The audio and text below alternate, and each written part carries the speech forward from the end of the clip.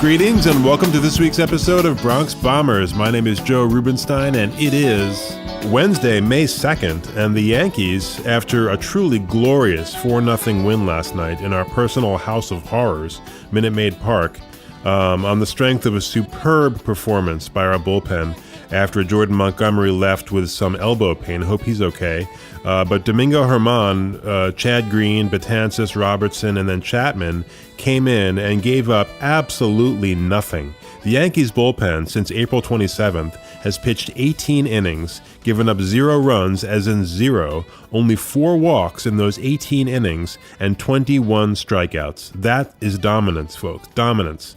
Verlander was great, as usual, but our pen was better, and their pen was not. And Ken Giles, dude, why are you punching yourself in the face on national television? What is up with that? The guy gives up a 3-run mammoth blast to Gary Sanchez, who's been on fire lately. That's his second go-ahead 9th-inning home run in just 6 days. But Giles, I get that you're frustrated, but don't punch yourself in the face. Michael Kay was actually speculating, what if this guy put himself in concussion protocol with his own punch? That would be a new low in the history of public athletic self-destruction. But whatever, he's the Houston Astros problem, and the Yankees are on an upswing in more ways than one, and we've gone from 4 games over 500 when last we spoke 1 week ago to 8 games over 500 after a 9-game win streak, during which we battered the Blue Jays, mauled Minnesota, and annihilated the Angels. And now, it's 2 more in Houston. Severino on the hill tonight against Keuchel, who's very hittable this year, at least so far. Tanaka tomorrow, and then home for Cleveland and Boston. So life is good, Yankee fans. Life is very good. You can follow us on Twitter. @BombersPodcast is the handle. You can also send us questions. We'll try to answer each and every week in our mailbag segment here on the podcast. You can like us on Facebook, subscribe to our show on iTunes or Stitcher, and please do. You can also drop us a line if you like, 646-854-4959. And as always, you can send your comments and questions to joe@BronxBombersPodcast.com. Really, however you'd like to engage with us. We love engaging with you. Coming up a little bit later on in our Twitter poll this week, some interesting but not altogether unexpected results when we asked who's the best shortstop in the American League, and I'll answer a fascinating question from one of our followers about the struggles of Sonny Gray and what might be causing them. Also, I'll compare the offensive numbers the Yankees put up the first month of this season to the first months of the last 5 Yankee championship teams, and we'll go through the good, the bad, and the ugly from this last week of action. All that and more coming up on today's Bronx Bombers. Back in a moment. Bronx Bombers Trivia. Which of these Yankees was the only World Series MVP in Major League history to play for the losing team? Was it A, Thurman Munson, B, Derek Jeter, C, Mickey Mantle, or D, Bobby Richardson? The answer coming up a little bit later in the podcast. And now here's Joe with this week's main thing.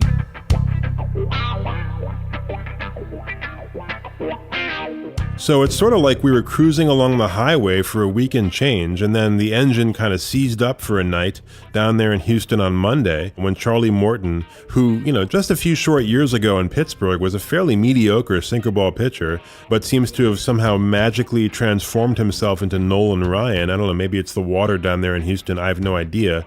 But that game on Monday brought back a lot of very negative memories of the 2017 ALCS where the Yankees just could not hit. And looking at that performance by Morton, it's hard to really start pointing fingers of blame at the Yankees. He was locating 98-mile-an-hour fastballs, we're talking pinpoint location, and mixing that up with a devastating slow curveball and sliders, and there aren't too many teams that are going to hit that.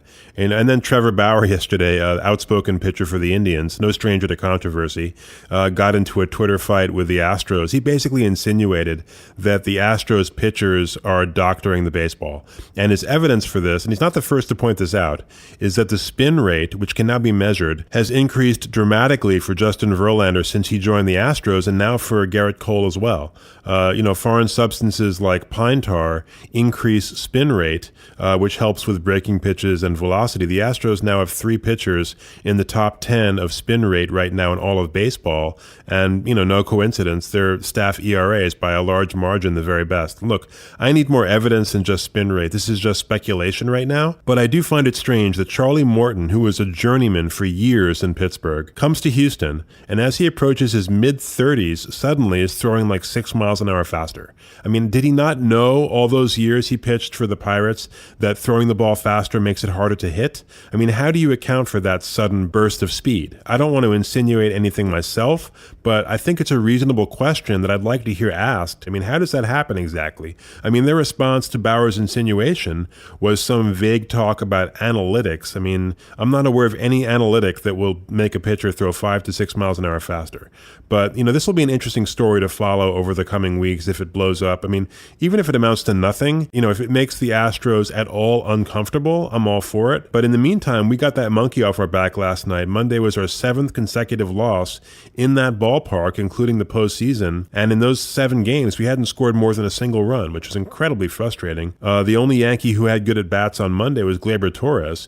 But last night was phenomenal. I screamed very, very loud when Gary hit that home run. My cat ran under the bed, and she stayed there for an hour. But let's hope we can take these next 2 and win this series. That would be a very, very happy plane ride home and a big shot in the arm for this ball club and for us fans. But as I've watched this Yankees offense terrorize opposing pitchers during this 9-game streak, and really most of the month, it occurred to me that this may be one of the most potent Yankee offensive attacks of my lifetime. Again, it's only 1 month and there's 5 more to go, but I thought I'd put it to the test and compare the numbers we've seen in this first month of the 2018 season to the first months of the last 5 Yankee championship seasons. So that's 1996, 98, 99, 2000, 2009. And the results were very instructive. First of all, just to get us oriented as to how we stack up to the rest of the major league right now here in 2018, we lead the majors in runs, home runs, total bases, RBIs, on-base percentage, walks, and slugging. And the distance in most of those statistical categories between us and the second-place finisher is significantly greater than the distance between the other teams bunched up at 2, 3, 4, and 5. So, in short, this is a dominant offensive machine we're looking at, and that's with 2 or 3 guys that haven't really hit much at all. Gardner's done nothing. Stanton's been very hot and cold, mostly cold. Neil Walker's done nothing. We'll get to those guys. But anyway, this is the premier offense in Major League Baseball as we speak. So how do we stack up with those 5 most recent championship teams from an offensive standpoint? Well, very well, it turns out. In fact, after looking at those numbers, I would argue that only one of them had a first month of the season at all comparable to ours, and that was the 1998 Yankees, who, as I discussed in great depth in episode 5 of this podcast, when I presented the top 5 seasons in franchise history, the 1998 Yankees, in my opinion, had the second best season ever behind only the 27 Yankees. Now, those 2 teams, 98 and 27, had better pitching than we do right now, especially 98.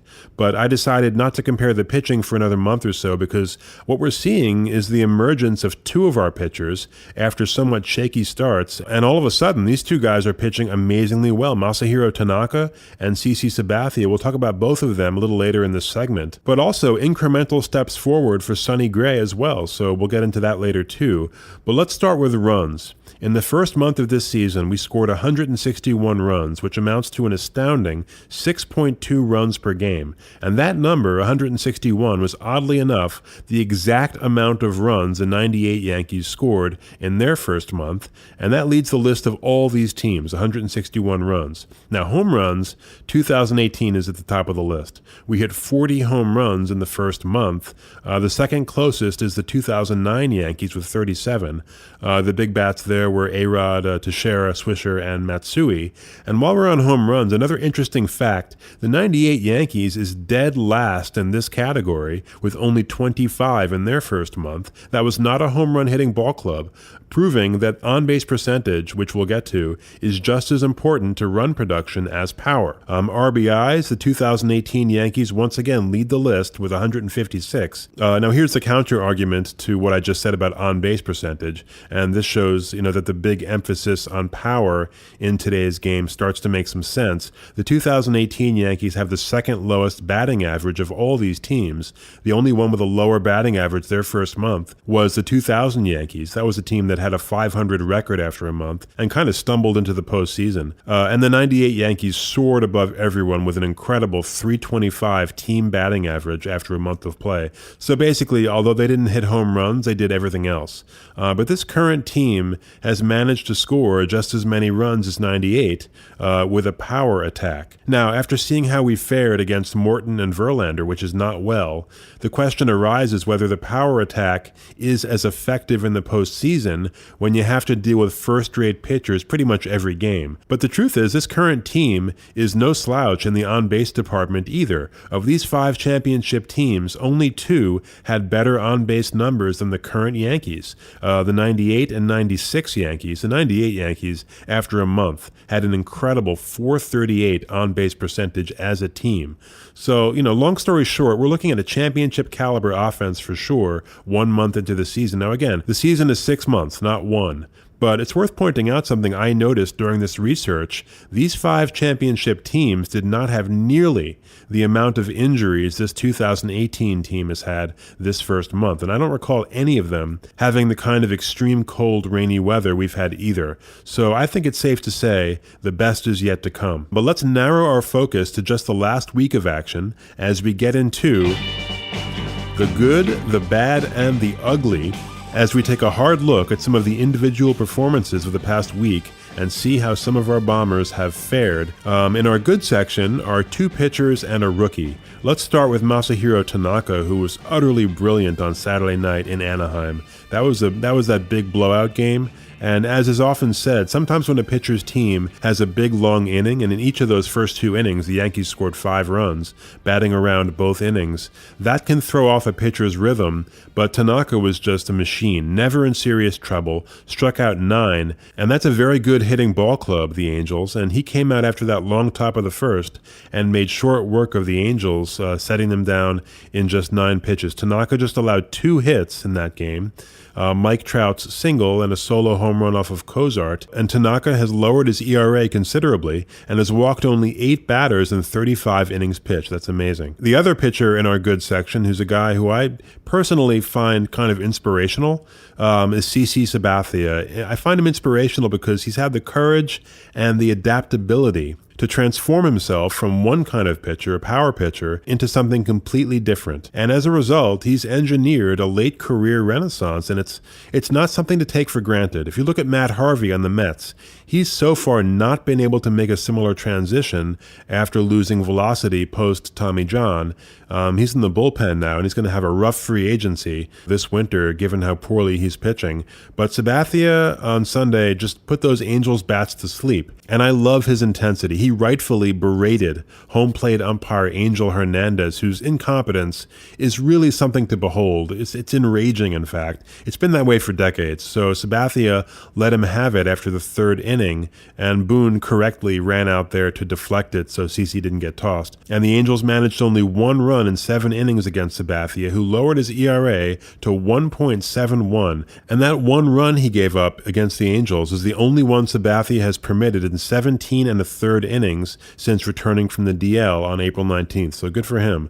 The big man is stepping it up. And our third good player this week is rookie phenom Gleyber Torres, who is definitely living up to his billing. With Gleyber, there isn't just one thing that sticks out particularly, but he does everything well.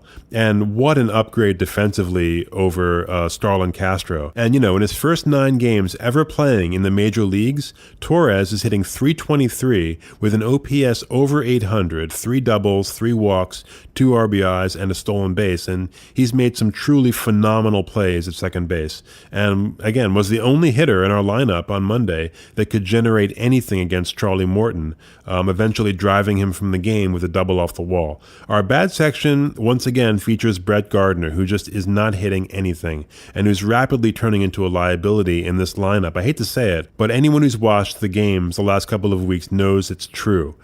Just in the last week, he's hitting .125 with 0 extra base hits, not really walking much either, just 3 in 24 at-bats. Overall, he's hitting just .210 with an on-base of .331 and showing none of the power he displayed played last year. So this is the final guaranteed year on Gardy's contract, and in all likelihood, this is going to be his final year in pinstripes. The Yankees could pick up his $12.5 million option for 2019, but we're not looking at a $12.5 million player right now, and I'm not even sure his performance warrants a spot as our leadoff hitter anymore. I'd like to see Glaber in that spot, maybe. He has some speed, and he's a good on-base guy, and I'd also like to see Clint Frazier in that spot once he gets back from the DL to see what he brings us. But Gardner, he's a player for whom I have a great deal of respect. And he's a player as a fan that you like to see come up in a big spot in the playoffs. But as I said, this could be the end of a long and distinguished career in pinstripes. Also bad has been Stanton. A few hits sprinkled here and there in LA, but in Houston, just absolutely useless at the plate. It looked like he was just guessing and guessing wrong. A ton of strikeouts, and people can talk about small sample size. We're into May now, and the guy's not contributing anywhere near to where he needs to. I mean, last night in the ninth inning, Judge singles, Didi doubles, men on second and third, nobody out, and Stanton can't even get a sac fly off of Giles, who's very hittable, including by himself. But boatloads of strikeouts in very inopportune spots by Mr. Stanton. But as bad as Gardy's numbers and Stanton's strikeouts have been, they are no match for the sheer ugliness, the awfulness of what we've seen out of Neil Walker. And this was a signing that I approved of and that made sense. Sometimes players just fail, and, Walker has failed dramatically despite a golden opportunity during Tyler Austin's suspension, now over, thank God. But Walker, during that period when Austin was out, just did a whole lot of nothing, and that's been his specialty this year, nothing. He's hitting 165 and a miserable 120 from the left side of the plate with 0 home runs, 6 RBIs, and 20 strikeouts. Just 2 extra base hits in 79 at-bats. But there's just no place for him, and I think he's going to be traded for a prospect in July or maybe sooner, just so the Yankees can get his $4 million off the books. That's going to help us potentially afford a veteran before that July 31st trade deadline. And, Neil Walker at this point is just a waste of $4 million. But before we close this segment, a runner-up to our good section is a surprise, and that is the much-maligned Dellin Betances, who has been highly effective for several appearances in a row, including Monday night in Houston, when he worked a 1-2-3 in just 12 pitches against the heart of that Houston order. And last night, once again, he was fantastic. He's locating his fastball. He's carrying himself with confidence. And that's both a pleasant surprise and a very big help to this bullpen, which is without the services of Tommy Kahnle for a while. And again, we'll need to see a lot more than 4 or 5 good appearances from Betances before we can pronounce him cured. But, here's hoping his resurgence continues. He's had a rough year, and I'm very happy for him. I've given him a lot of grief on this podcast, but, it just comes from a place of disappointment. It's nothing personal, and I wish him all the best as he gets his act together here and helps this team win some ball games once again. Back in a moment. And now the answer to today's Bronx Bombers trivia question. Which Yankee was the only World Series MVP in Major League history to play for the losing team? The answer? D. Bobby Richardson in 1960. And now here's Joe with this week's Twitter poll. Yes, this week's Twitter poll results are in. We asked you this: who is the best shortstop in the American League? Speaking of shortstops, the Dodgers have lost their star shortstop, Corey Seager, for the season this week, diagnosed on Monday with a right UCL strain requiring Tommy John surgery. And that's a big loss, not just for the season, but likely into next season. So look at the Dodgers if they're in the hunt in July, which is looking kind of sketchy right now. But if they are, look at the Dodgers to maybe swoop in and trade for Manny Machado. But back to our poll, 55% of our followers on Twitter at Bombers Podcast said Didi Gregorius was the best shortstop in the American League, no surprise. 23% said Houston's Carlos Correa, 13% said Cleveland's Francisco Lindor, and 9% said Andrelton Simmons of the Angels. Look, with all due respect to Correa, Lindor, and Simmons, all of whom are really good players, I would bet the farm that there isn't a general manager in the land who, given those 4 options today for their starting shortstop, would not take Didi, who was named the American League Player of the Week, by the way, on Monday. Let's just look at the numbers as we speak. As far as slugging percentage, which measures power numbers, Didi, even though he's been on kind of a cold spell these last few games, currently leads the majors at 766. Correa is at 520. 420, so 246 points lower. Simmons at 473 and Lindor at a paltry 400 RBIs. Didi leads the majors again with 30. Correa has 20, Simmons 15, Lindor 10.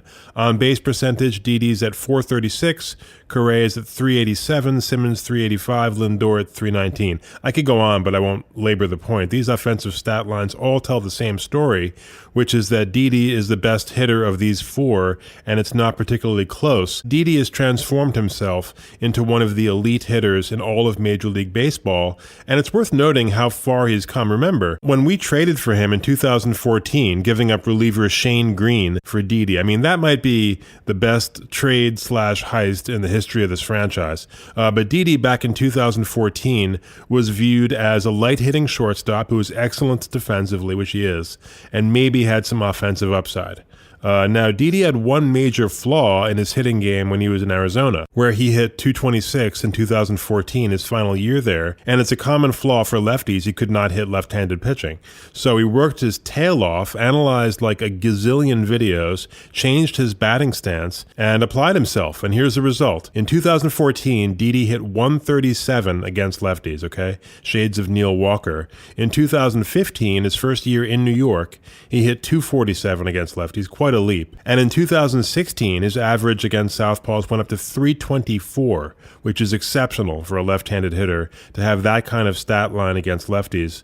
There was some regression last year, possibly due to starting the season injured and taking a while to come back to form. So he hit 264 against lefties last season, but this year Didi is hitting 400 against lefties with an OPS of 1203. That's the stratosphere, guys. And 2 of his 10 home runs are off lefties, and that's the other change. I know he likes to say he's not a home run hitter, but that power surge in his game is no mirage. His career high in home runs going into the 2016 season was the 9 home runs he hit in his first year as a Yankee, and then came the big leap forward. That 2016 season, he hit 32 doubles, 20 home runs, and 70 RBIs. Then last year, the home run total was 25, plus 87 RBIs. And this year, as we speak, Didi Gregorius is on pace to hit 62 home runs and 187 RBIs, which would break Lou Gehrig's American League record. Gehrig hit 185 in 1931. Now, hear me on this and hear me well.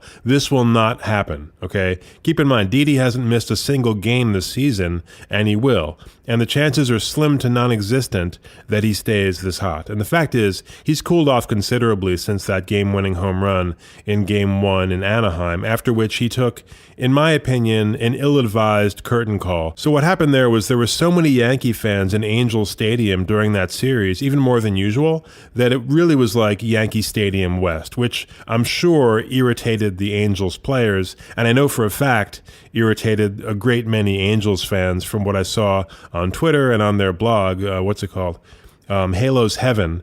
And there were a lot of angry Angels fans just at at the fan situation, and understandably so. I mean, it's pretty hard to imagine, but think of what it would be like to go to Yankee Stadium and hear massive cheers, when an Angel hit a home run or struck out a Yankee hitter. But what I read is that Didi's name was being chanted after the home run, and Aaron Judge kind of shrugged and said, "Give the people what they want." And Didi took that curtain call, which was, as I said, was ill-advised in my opinion. The truth is, you don't always give the people what they want, okay? Sometimes what the people want, or what you think the people want, is wrong. And I think even though it wasn't Didi's intention, he's a very upstanding, very classy guy, but, embarrassing an opposing team in their ballpark is wrong. And I think, if that happened in Boston or somewhere like that, I guarantee you the next pitch Didi saw would be coming right for his noggin or thereabouts. And so just win the game, that's plenty. And it's probably a coincidence, but Didi hasn't hit much since that curtain call, so this game will humble you in a hurry. But all that aside, we're looking at a potential MVP-type season for sure. Didi's been our best hitter, and just to once again highlight the sheer idiocy of ESPN, I know I sound like a broken record on this, but they really are that dumb.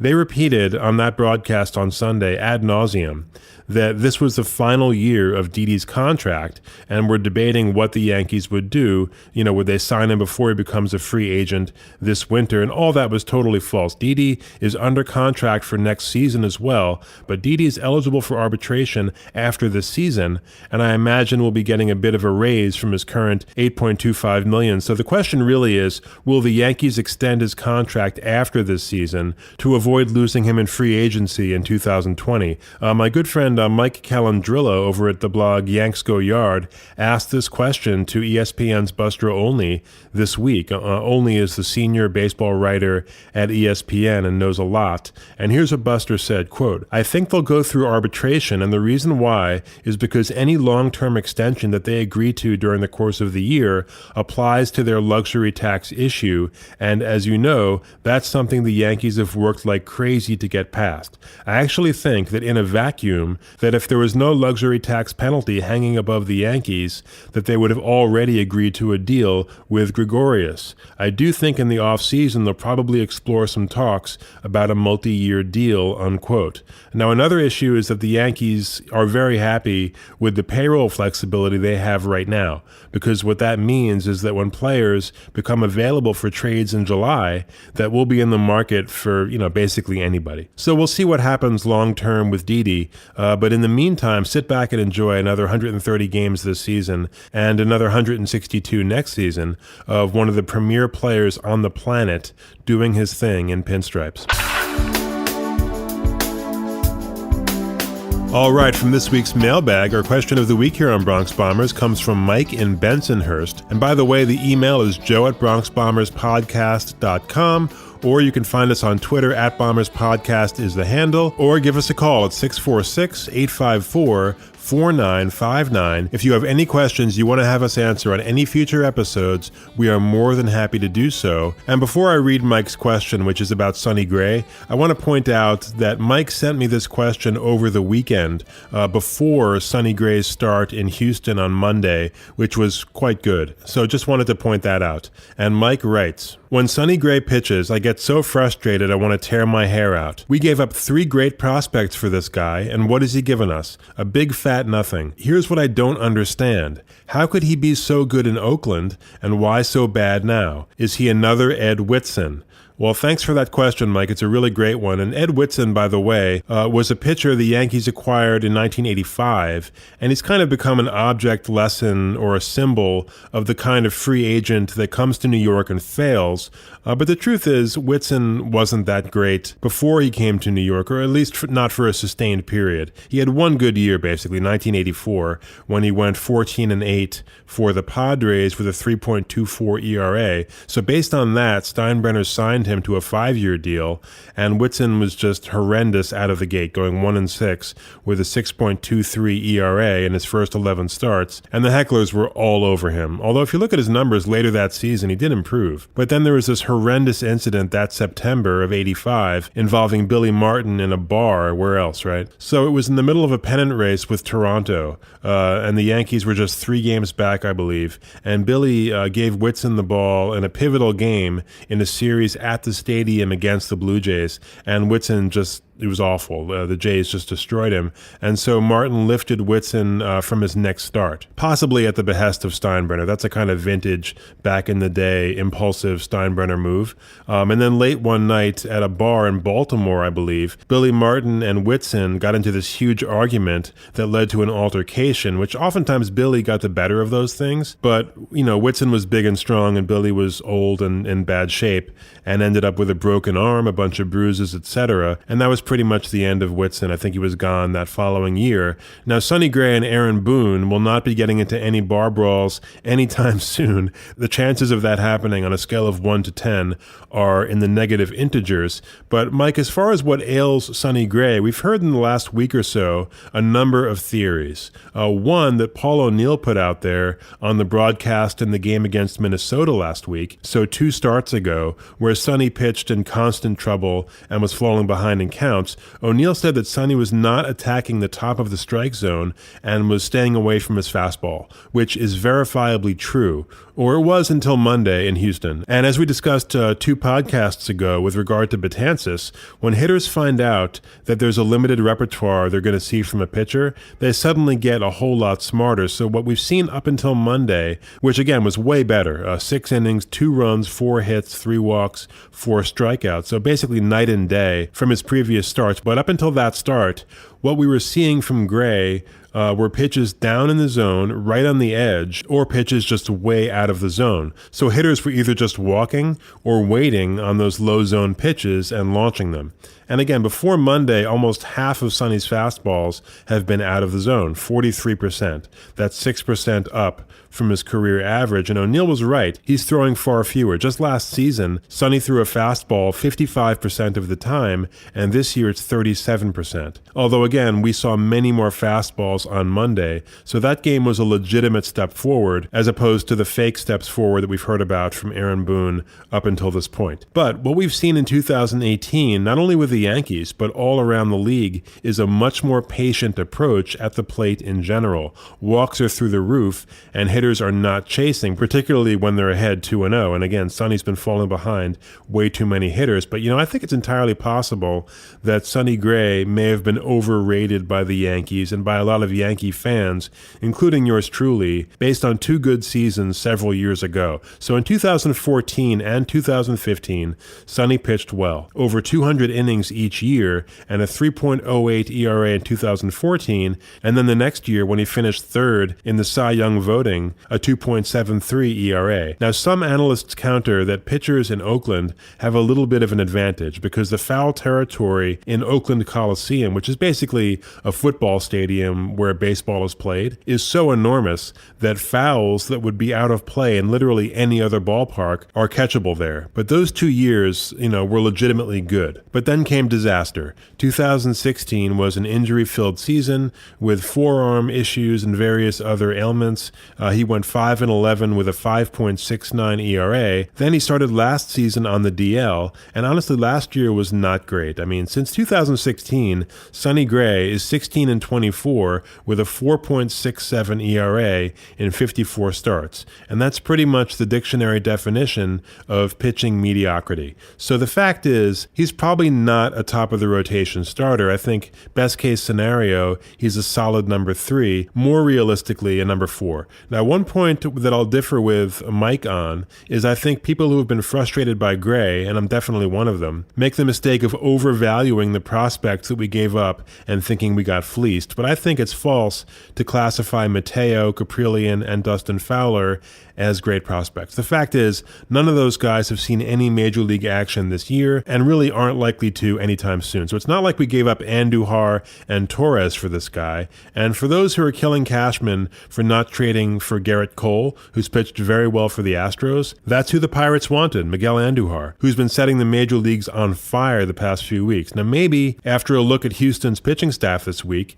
which at least to this point in the season is the best in the majors by far, maybe we could debate whether Cashman should give up an Andujar or a Tyler Austin or someone like that for a top-of-the-rotation starter. Generally in this world, to get something really good, you have to give up something really good. And maybe Cashman's defied that unwritten rule so many times, pulling off something like the Didi trade, which is so lopsided that he's gotten spoiled and thinks he can do it every time, which I doubt. I think he's a very savvy, very clever guy, but he's not the only clever GM in baseball. And at some point, maybe sooner rather than later, we're going to have to give up something really good to get something necessary, namely another ace or maybe another 2 aces to beef up this New York Yankees pitching staff.